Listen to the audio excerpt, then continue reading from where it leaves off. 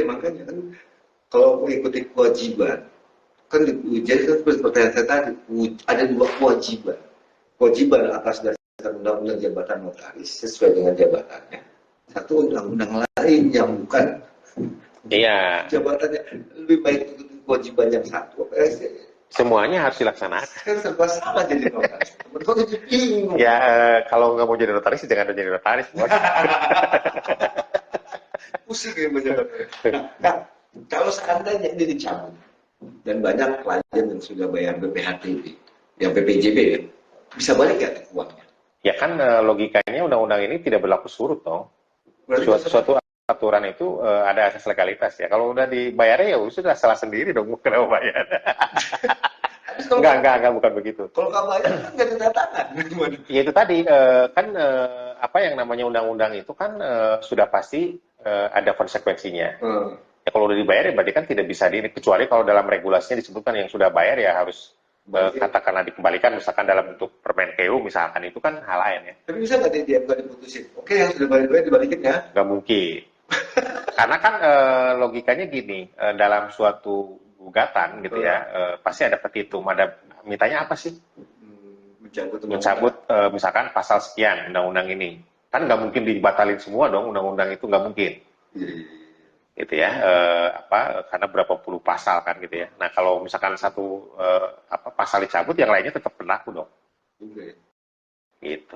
Terus kalau dia bayar, ya resiko dah.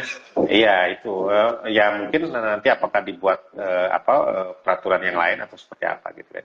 Dan tapi nggak bisa direvisi, dampaknya ini kan merugikan masyarakat juga kan. Itu kan kata kita.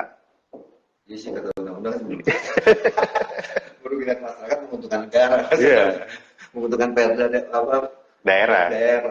Itu kan masa antara daerah dengan pusat bisa bertentangan juga. Nah, ya nggak mungkin sih. Ya, makanya itu tadi kritisinya itu tentu nanti dilihat dari perda-perda yang ada kan, yang sudah keluar. Perda kan masing-masing. Belum tentu Tangsel sama Depok. Iya, Kak.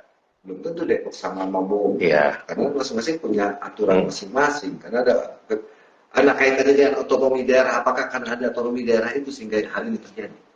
Kalau undang-undang otonomi daerah kan sudah jelas ya, udah sebelumnya. Kalau ini kan sebetulnya adalah bentuk dari bagaimana kemudian peran daerah, ya, peran pemerintah pusat, ya, yang kemudian memberikan ini kepada pemerintah daerah kan. Nah, artinya mengatur sedemikian ya. Kan ada beberapa pajak yang memang diserahkan ke daerah, tapi ada juga pajak yang memang ranahnya pusat kan. Nah, apakah ini karena itu mengumpulkan seluas-luasnya apapun jadi pajak? Walau alam. Kalau itu kan mungkin karena saya bukan orang ekonomi, tidak bisa menjawab lebih lugas lagi ya. Coba tanya ke Bu Menteri. Habis ini dipajakin. BPJP enggak kagak dipelajarin, dipajakin aja lagi. Iya. Itu. Ada yang saya sampaikan kan, terakhir kan. Menarik juga nih kalau mengulas ini menarik. Apalagi ada aturannya sudah jelas. Itu kan berarti teman-teman harus paham diri sendiri dong. Sebagai pejabat umum, baik notaris maupun PPAT. Tapi ya itu tadi, di sumpah jabatan wajib mengikuti aturan-aturan lain. Jadi masih banyak teman-teman yang lain, biarin aja, kan gue pegangannya UJN. Bukan undang-undang itu undang-undang ngatur kita pegang UJN. Gimana? Ya kalau ke sana kan logikanya gini, notaris bisa dipidana nggak? Ya kalau di UJN ada nggak aturan pidana? Ya itu. Bahasanya kan gitu aja. Tetapi kan kembali lagi bahwa notaris itu adalah bagian dari warga negara Indonesia. Equality before the law. Ya, ada kesamaan dalam hukum dan pemerintahan. Termasuk tentu dalam hal ini adalah bagaimana notaris bisa dipidana. Termasuk dalam hal ini bagaimana kemudian notaris harus tunduk dan harus menjalankan undang-undang. Ya, artinya kalau itu kan tinggal life is choice kan, hidup adalah pilihan. Pilihannya mau yang mana, gitu kan? Ya tadi saya bilang tadi, makanya analoginya ke KUH pidana kan. Kalau notaris itu melakukan perbuatan pidana, ya terlepas dari dalam konteks jabatan atau di luar jabatan, tidak bisa menggunakan UJN dong dalam konteks pidana. Maka ada KUH pidana. Kalau dalam konteks tipikor, maka ada undang-undang tipikor. Nah, contohnya banyak. Nah, dalam hal ini, dalam konteks ini juga sama gitu ya. Kalau harus tadi misalkan UJN aja yang dipakai lah, undang-undang yang lain gimana? Terus itu disebutkan di sebuah jabatan wajib. Kan banyak contohnya, ada PMPJ tentang GoAML itu kan apakah merupakan bentuk katakanlah pelaksanaan UJN kan bukan. Bukan, tapi terkait. Iya, karena tadi ada kewajiban tadi. Kewajiban itu terkait. Ya, notaris juga atau pemerintah dalam hal ini juga tidak sembarangan menerapkan suatu regulasi dong kalau kemudian tidak bisa mencantolkan dengan notaris katakanlah dengan UJN. Pasti ada cantolannya. Ya salah satu cantolan yang kasat mata aja kan itu. PPHTB sama PPJB jadi. Ya kan kalau bahasa ini apa hubungannya? Tapi kan bagi mereka ada. Jadi ini barang. Jadilah Undang-Undang Nomor 1 2022. Keluar tuh PPJB wajib PPHTB. Aduh.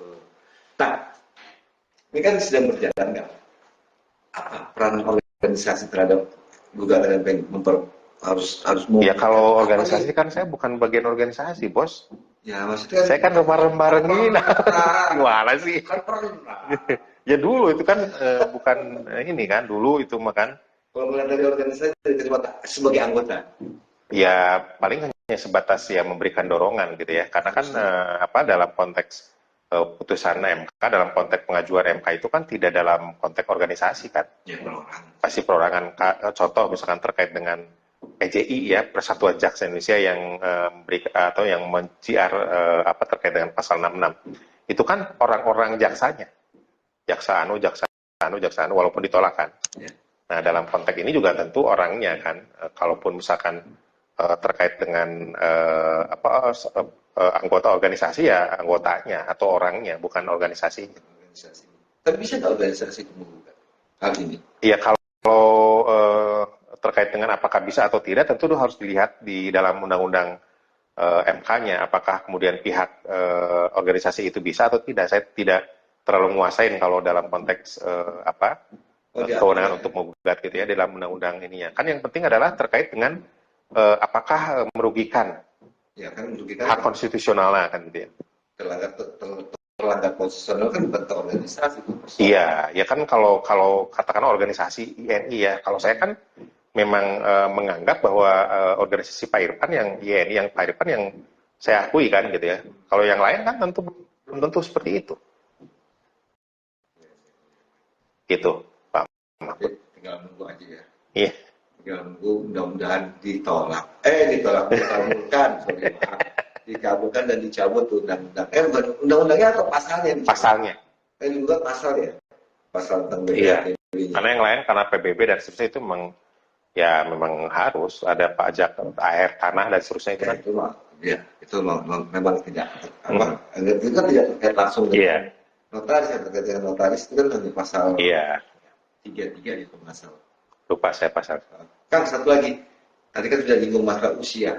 Jadi kalau tanggapan, kenapa ditolak di MK masalah usia? Kan enak kan ya, 70 tahun. Ya, memang waktu itu ada rekan yang telepon saya sih, terkait dengan pengajuan itu. Kang, mau ikutan nggak? Saya tidak. Saya punya alasan sendiri bahwa untuk jadi notaris itu, kalau sudah tua, potensi kemudian untuk dispute-nya itu lebih tinggi gitu loh. Pengacara boleh? Pikun misalkan gitu ya. Ya beda dong, pengacara dan notaris kan.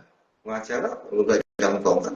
Iya, nggak ada masalah, karena kan ujung-ujungnya di hakim kan. Kalau notaris kan sebagai pengambil keputusan. Ya, ujung-ujungnya di notaris. Iya, notarisnya kan.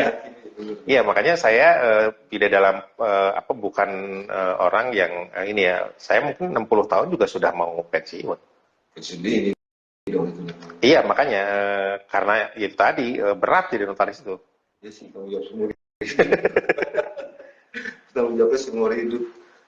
Oke, terus saya menarik kalau udah bincang santai dengan Kang Prof UGON ini keluar semua.